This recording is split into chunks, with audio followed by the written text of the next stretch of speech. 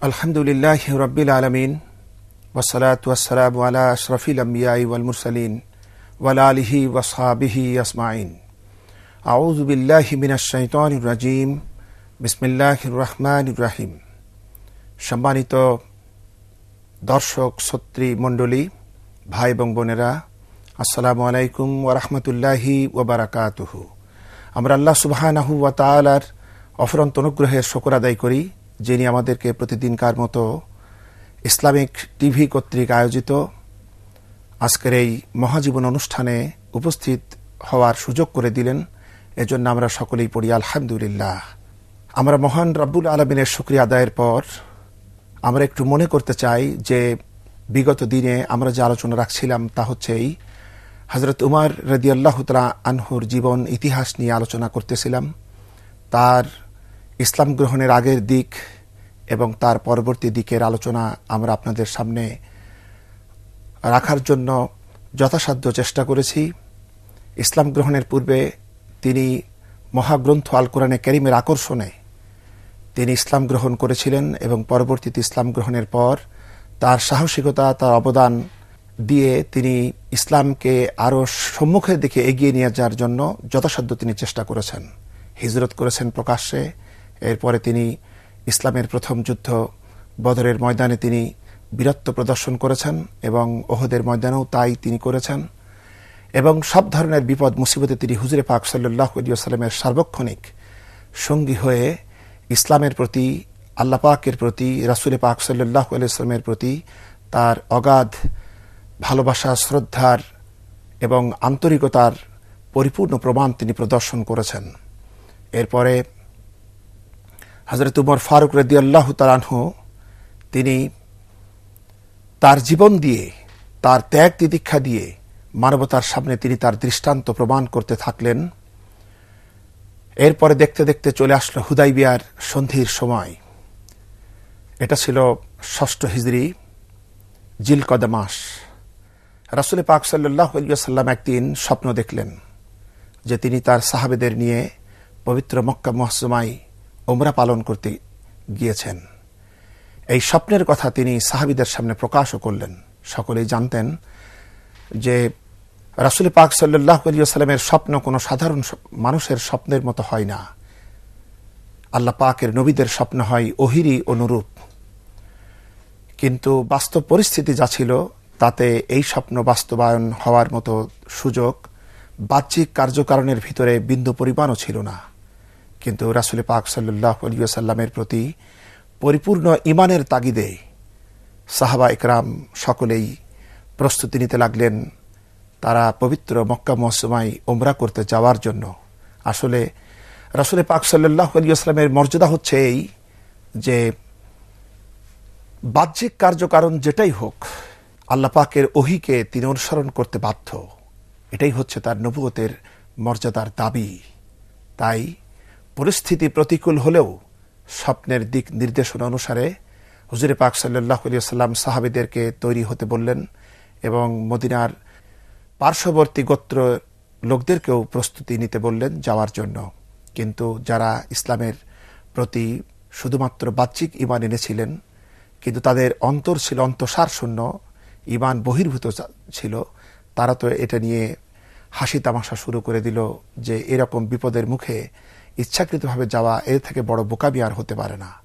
কিন্তু হুজুরে পাক সাল্লাল্লাহু আলাইহি ওয়াসাল্লামের প্রতি, ইসলামের প্রতি যারা নিজের জীবন এর চাইতেও বেশি ভালোবাসত তারা সকলে তৈরি হয়ে নিল এবং ১৪০০ সাহাবী সমন্বয়ে একটি কাফেলা তৈরি হয়ে গেল এবং হুজুর সাল্লাল্লাহু আলাইহি ওয়াসাল্লাম পবিত্র জিলকদ মাসের প্রথম দিকেই তিনি মদিনা থেকে মক্কার পথে রওনা হয়ে গেলেন এবং মদিনা থেকে ৬ মাইল দূরে জুল হুলাইফা নামক স্থানে এসে তারা সকলেই ইহরাম বেঁধে নিলেন।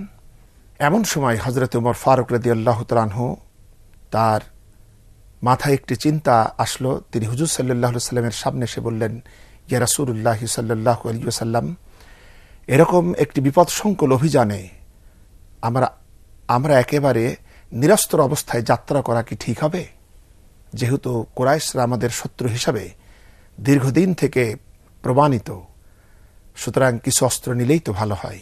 হুজুর সাল্লাল্লাহু আলাইহি ওয়াসাল্লাম হযরত ওমর ফারুক রাদিয়াল্লাহু তাআলা আনহুর পরামর্শক্রমে তিনি লোক পাঠালেন মদিনায় এবং প্রত্যেকের জন্য একটি করে তরবারি তারা সাথে নিলেন। কারণ হজ সফরে বিভিন্ন মালসামানের সাথে একটি মাত্র তরবারি রাখার অনুমতি আগে থেকেই ছিল। এই অনুমতির সুযোগ তারা গ্রহণ করলেন এবং সকলে মিলে আবার রওনা দিলেন। সকলে দেখতে লাগলো এই পবিত্র কাফেলার 1400 সাহাবা, ইনারা কেউই অন্য কোনো যুদ্ধ সাজে ছিলেন না এবং তাদের পরিধানে ছিল ইহরামের কাপড় এবং মাল সামানের সাথে ছিল মাত্র একটি করে তরবারি। এছাড়া যুদ্ধ কোনো সরঞ্জাম তাদের কাছে ছিল না এবং তারা আল্লাহ পাকের স্মরণে, তার শানে লাব্বাইক এই ধ্বনি সহকারে তারা মক্কার দিকে যাত্রা করলেন। হুজুর সাল্লাল্লাহু আলাইহি ওয়াসাল্লাম সতর্কতার জন্য আগে থেকেই তিনি এক ব্যক্তিকে গুপ্তচর হিসাবে মক্কাতে প্রেরণ করেছিলেন, যাতে প্রয়োজনের সময় মক্কার কুরাইশদের গতিবিধির খবর তার কাছে পৌঁছতে পারে। এরপরে তারা যেতে যেতে যখন উসফান নামক একটি এলাকায় পৌঁছে গেলেন, যার দূরত্ব ছিল মক্কা থেকে উটের পৃষ্ঠে 2 দিনের দূরত্ব, এরকম একটি জায়গায় পৌঁছানোর পর তিনি খবর পেলেন যে কুরাইশরা যুদ্ধের প্রস্তুতি নিচ্ছে এবং তারা সিদ্ধান্ত নিয়েছে মদিনার এই পবিত্র কাফেলাকে তারা পবিত্র মসজিদুল হারামে ঢুকতে দিবে না। এবং ইতিমধ্যেই তারা জিতুয়া নামক স্থানে পৌঁছে গেছে এবং খালিদ বিন ওলীদের নেতৃত্বে 200 অশ্বারোহী বাহিনীকে তারা সম্মুখের দিকে প্রেরণ করেছে এবং তারা ইতিমধ্যে বেশ আগেই তারা পৌঁছে গেছে।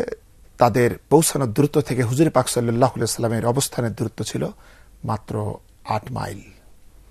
এরকম পরিস্থিতিতে হুজুর সাল্লাল্লাহু আলাইহি ওয়াসাল্লাম তো আসলে তিনি একনিষ্ঠভাবে আল্লাহ পাকের পবিত্র ঘর জিয়ারতের সংকল্প করেই অগ্রসর হয়েছিলেন। তিনি তো আর যুদ্ধ চান নাই। এজন্য তিনি অত্যন্ত দুর্গম একটি পাহাড়ি পথে, বিকল্প পথে তিনি যাত্রা শুরু করলেন এবং ভীষণ কষ্ট স্বীকার করে তিনি যেতে যেতে একেবারে মসজিদুল হারামের প্রান্তসীমা হুদাইবিয়া নামক স্থানে তিনি পৌঁছে গেলেন, যাতে এই সম্মুখ সংঘর্ষ যাতে এড়ানো যায়। এবং হুজুর সাল্লাল্লাহু আলাইহি ওয়াসাল্লাম এখানে পৌঁছানোর পর নিকটবর্তী খুজা গোত্রের নেতা বুদাইল তিনি তার লোক লস্কর সহ হুজুরের সাথে দেখা করতে আসলেন এবং হুজুরের সিদ্ধান্ত কি, তার ইচ্ছাকে এটা জানলেন এবং হুজুর সাল্লাল্লাহু আলাইহি ওয়াসাল্লাম তাকে বললেন, আমরা যুদ্ধ করতে আসি নাই, আসলে পবিত্র আল্লাহর ঘর জিয়ারতই আমাদের একমাত্র উদ্দেশ্য। সুতরাং বুদাইল এই কথা শুনে কুরাইশদের মাঝে গিয়ে তিনি বললেন যে হুজুর সাল্লাল্লাহু আলাইহি ওয়াসাল্লাম উমরা করার জন্য এসেছেন, তোমরা তাকে বাধা দিও না, এটা দেওয়া উচিত না। আসলে আমাদের বুঝতে হবে যে মাত্র গত বছর আহজাবের যুদ্ধ সংগঠিত হয়েছে, তার আগে উহুদের যুদ্ধ সংগঠিত হয়েছে, বদরের যুদ্ধ সংগঠিত হয়েছে।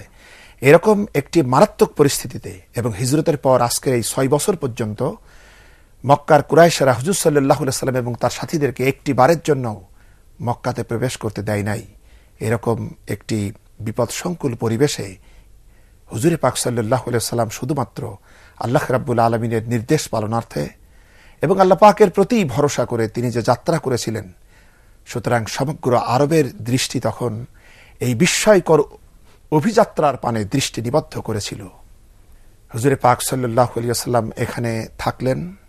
ইতিমধ্যে আহাবিজদের নেতা সেও তার লোক লস্কর সহ কুরাইশদের পরামর্শে এলো। কুরাইশদের ইচ্ছা ছিল যে হুজুর সাল্লাল্লাহু আলাইহি ওয়াসাল্লাম যখন আহাবিজদের এই নেতার পরামর্শ গ্রহণ করবেন না, তখন সে তো বিরক্ত হবে এবং বিরক্ত হয়ে যখন ফিরে যাবে, তখন স্বাভাবিকভাবেই আহাবিজদের গোত্রের সকল জনশক্তি কুরাইশদের পক্ষে থাকবে। কিন্তু আল্লাহ পাকের অফুরন্ত মেহেরবানি, আহাবিজদের নেতা রাসূল পাক সাল্লাল্লাহু আলাইহি ওয়াসাল্লামের এখানে এসে দেখতে পেলেন যে প্রত্যেকটি মানুষ তারা ইহরামের কাপড় পরে আছে এবং কুরবানির জন্য 70টি উট যাদের গলায় কিলাদা লটকানো রয়েছে। সুতরাং তিনি মনে করিলেন, আমি তো চোখে দেখতেই পাচ্ছি, সুতরাং কি প্রয়োজন হুজুরের সাথে কথা বলা।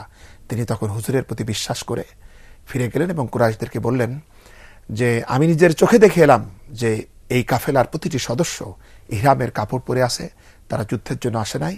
সুতরাং তোমাদের উচিত তাদেরকে বাধা না দেওয়া, আর যদি তোমরা বাধাই দাও তাহলে মনে রেখো তোমাদের অন্যায় কাজের সহযোগিতা করার মতো কোনো চুক্তি তোমাদের সাথে আমাদের নেই।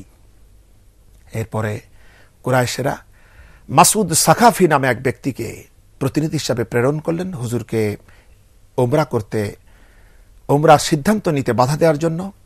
মাসুদ সাকাফি এলেন, হুজুর সাল্লাল্লাহু আলাইহি ওয়াসাল্লাম তাকেও পূর্বের কথাগুলি বললেন এবং মাসুদ সাকাফি ফিরে গিয়ে কুরাইশ নেতৃবৃন্দকে বলল যে শোনো, তার এই ইচ্ছার ভিতরে, নিয়তের ভিতরে কোনো খাদ নাই, এবং তোমরা শুনে রাখো যে আমি আমার জীবনে কাইসার, কিসরা এবং নাজ্জাশী বাদশার দরবার দেখেছি, কিন্তু হুজুর সাল্লাল্লাহু আলাইহি সাল্লামের প্রতি সাহাবাদের যে আচরণ, যে সম্মানবোধ, যে মোহাব্বত, এটা দেখে আমি অবাক হয়ে গেছি। তারা তাকে এত মোহাব্বত করে যে হুজুর সাল্লাল্লাহু আলাইহি ওয়াসাল্লাম ওযু করতে গিয়ে যখন তার শরীরের বিভিন্ন অংশ থেকে পানি ঝরে পড়ে, তার সাহাবারা এমন যে সেই পানি তারা মাটিতে পড়তে দেয় না, বরং সেই পানি উঠাই নিয়ে তারা তাদের শরীরে মাখতে থাকে। সুতরাং তোমরাই বোঝো এরকম একটি দলের সাথে, এরকম একটি নেতৃত্বের সাথে কিভাবে তোমরা সংগ্রাম করবে। আসলে কুরাইশেরা চেয়েছিল এই দুতিয়ালির বাহানার ভিতরে তারা সাহাবাদেরকে উত্ত্যক্ত করে, তাদেরকে অধৈর্য করে, তাদেরকে যুদ্ধে নামিয়ে দেওয়া। সম্মানিত দর্শক শ্রোতৃমণ্ডলী, হযরত উমর ফারুক রাদিয়াল্লাহু তাআলা আনহুর মহাজীবন আলোচনা করতে গিয়ে এই কথাগুলি আমরা এজন্য বলছি যে আমরা জানি আমাদের দর্শক শ্রোতৃমণ্ডলীর মধ্যে সবাই সমযোগ্যতা সম্পন্ন নন, এবং হুদাইবিয়ার যে সন্ধির যে ব্যাপারটা, এটা হয়তো অনেকের কাছেই এই নামটি নতুন মনে হবে। সুতরাং হুদাইবিয়ার সন্ধিতে হযরত উমর রাদিয়াল্লাহু তাআলা আনহু রাসূলের সাথে যে আচরণ করেছিলেন, এই বিষয়টা যদি স্বচ্ছতার সাথে বুঝতে হয় তাহলে তার প্রেক্ষাপট আমাদেরকে শুনতেই হবে। আরেকটি কথা হচ্ছে এই যে হুজুর সাল্লাল্লাহু আলাইহি ওয়াসাল্লামের সাথে সাহাবারা মিশতে গিয়ে হুজুর সাল্লাল্লাহু আলাইহি ওয়াসাল্লামের সৌন্দর্যের রং তাদের আচরণে এতখানি তারা ধারণ করেছিলেন যেন মনে হতো এমন, যেমন টেবিলের উপরে যদি একটি গ্লাস থাকে এবং সেই গ্লাসে যদি শরবত থাকে আর বাইরে থেকে এক ফোঁটা পানি যদি সেখানে পড়ে, তাহলে সেই পানিটুকু শরবতে পরিণত হয়। অথবা এক বিন্দু পানি যদি মহাসাগরের উপরে নিক্ষিপ্ত হয়, তবে সেই বিন্দু মহাসাগরে বিলীন হয়ে যায়। তাই মনে হবে এরকমই যে হযরত উমর রাদিয়াল্লাহু তাআলা আনহুর জীবন যেন রাসূল পাকের জীবন, আর হুজুর সাল্লাল্লাহু আলাইহি ওয়াসাল্লামের জীবন যেন সাহাবে কেরামদের জীবন, তারা সব একাকার হয়ে গিয়েছিলেন। সম্মানিত দর্শক শ্রোতাবৃন্দ, এরপরে হুজুর সাল্লাল্লাহু আলাইহি ওয়াসাল্লামের বিরুদ্ধে কুরাইশ যে ষড়যন্ত্র করলো তা ছিল এই, রাতের বেলায় তার এই কাফেলার উপরে তারা পাথর নিক্ষেপ করলো এবং তীর বর্ষণ করলো। হুজুরে পাক সাল্লাল্লাহু আলাইহি ওয়াসাল্লামের সচেতন সাহাবে কেরাম এদের এই 40-50 জন তীরন্দাজকে ধরে এনে হুজুরের সামনে উপস্থিত করলেন এবং হুজুর তাদেরকে ক্ষমা করে দিলেন। আবার ফজরের ওয়াক্তে আরেকটি দল, তাদের সংখ্যা ছিল প্রায় 80 জন, এরাও আক্রমণ করলো এবং তারাও গ্রেপ্তার হয়ে হুজুরের সামনে এলো এবং হুজুর সাল্লাল্লাহু আলাইহি ওয়াসাল্লাম তাদেরকেও ক্ষমা করে দিলেন। এবং সাহাবে কেরাম যে প্রচণ্ড ধৈর্যের পরিচয় দিলেন তা সত্যি অবিস্মরণীয় বিষয়। এরপরে হুজুর সাল্লাল্লাহু আলাইহি ওয়াসাল্লাম বেশ কিছুদিন এখানে থাকার পর তিনি তার পক্ষ থেকে একজন দূতকে মদিনায় প্রেরণের সিদ্ধান্ত নিলেন এবং তিনি হযরত উমর ফারুক রাদিয়াল্লাহু তাআলা আনহুকে ডাকলেন, ডেকে বলছেন, উমর রাদিয়াল্লাহু তাআলা আনহু, তুমি আমাদের কথাগুলি নিয়ে কুরাইশদের সামনে যাও। আমরা সকলেই জানি হযরত উমর ফারুক রাদিয়াল্লাহু তাআলা আনহু জাহিলিয়াতের জামানায় তিনি এই দুতিয়ালি কাজের উপরে তার দক্ষতা ছিল। হুজুর সাল্লাল্লাহু আলাইহি ওয়াসাল্লাম তাকে এ কারণেই বাছাই করেছিলেন।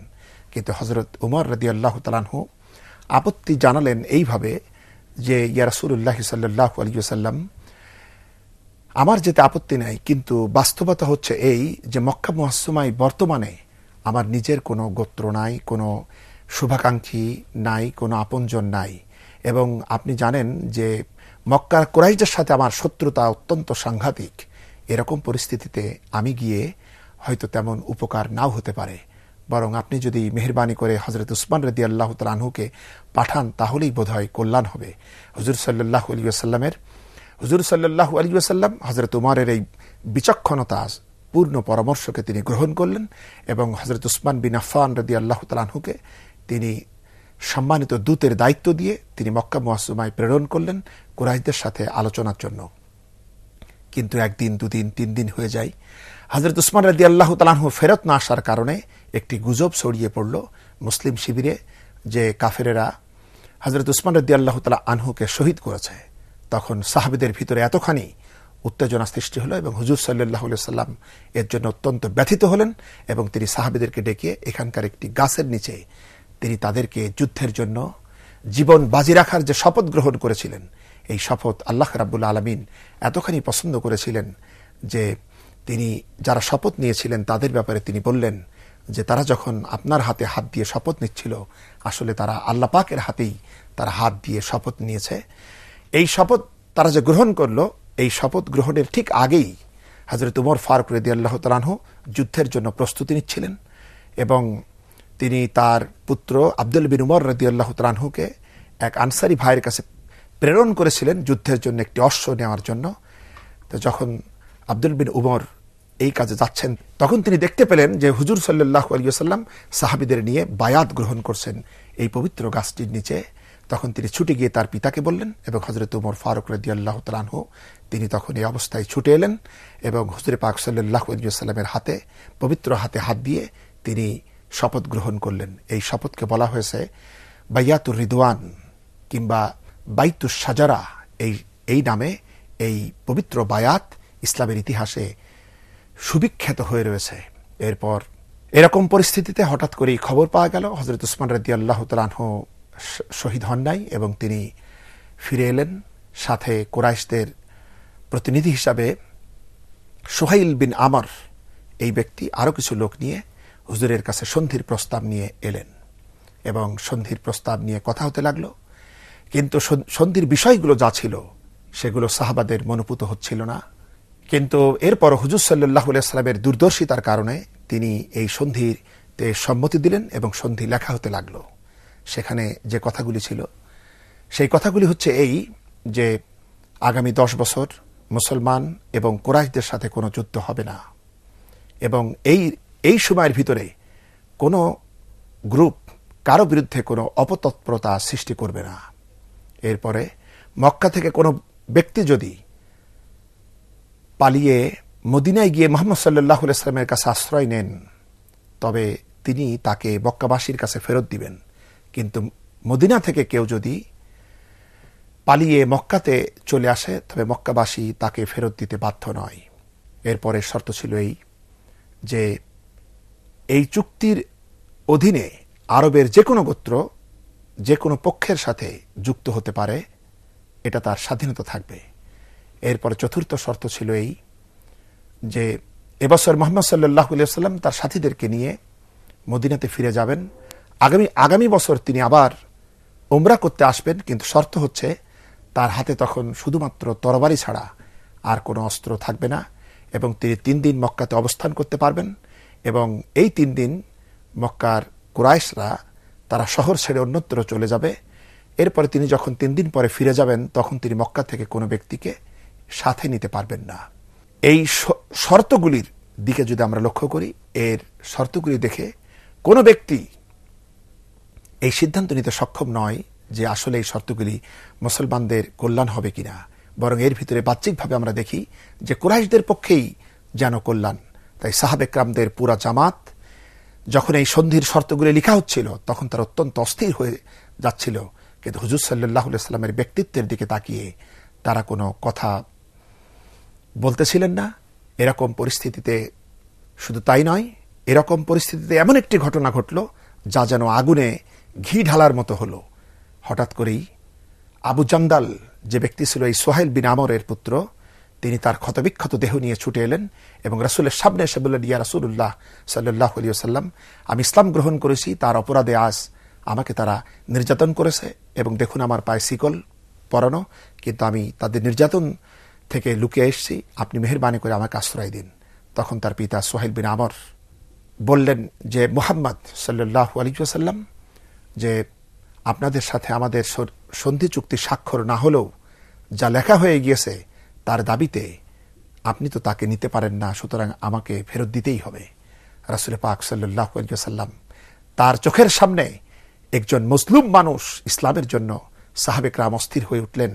এরকম পরিস্থিতিতে হুজুর সাল্লাল্লাহু আলাইহি ওয়াসাল্লাম ন্যায় নীতি এবং সত্যের চরম পরাকাষ্ঠা দেখিয়ে বললেন, আবু জান্দাল, ধৈর্য ধারণ করো, আল্লাহ পাক নিশ্চয়ই তোমার মুক্তির একটা ব্যবস্থা করবেন।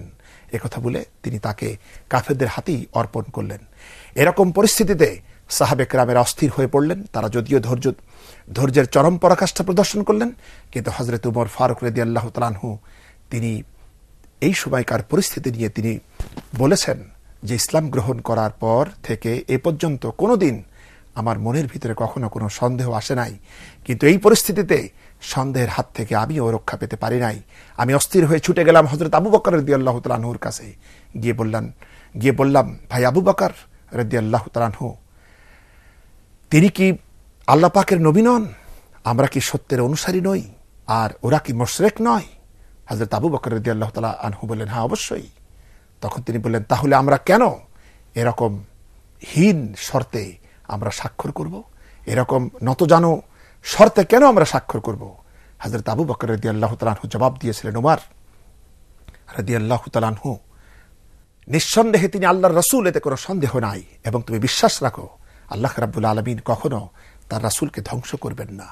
কিন্তু এতে হযরত উমর রাদিয়াল্লাহু তাআলা আনহু তবুও তিনি শান্ত হতে পারলেন না। তিনি ছুটে গেলেন হুজুর সাল্লাল্লাহু আলাইহি ওয়াসাল্লামের কাছে এবং তার সামনে গিয়েও এই কথাগুলি তিনি উল্লেখ করলেন। হযরত আবু বকর রাদিয়াল্লাহু তাআলা আনহু যে জবাব দিয়েছিলেন, হুজুর সাল্লাল্লাহু আলাইহি ওয়াসাল্লামও সেই জবাবই দিলেন।